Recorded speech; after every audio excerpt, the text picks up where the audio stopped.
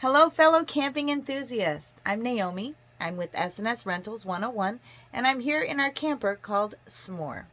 Today we are going to be showing you how to use the refrigerator and the freezer. If you are traveling, then this lock would need to be engaged on the refrigerator and freezer. It just keeps the doors shut.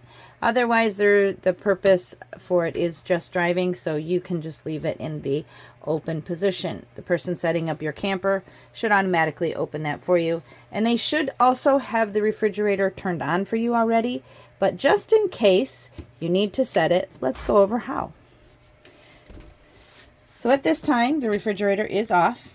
As you can see, it has the on and off directions here. So you're going to push your set button and hold it for 10 seconds.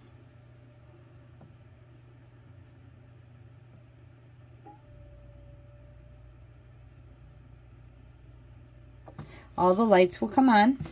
You choose your temperature. And then it will run. It will start up and run for you. You also have a temperature thing here for if you want for your vegetables and fruits. You can change this according to your preference for your drawer. Then in your freezer, you do have a thermostat at the back of your freezer.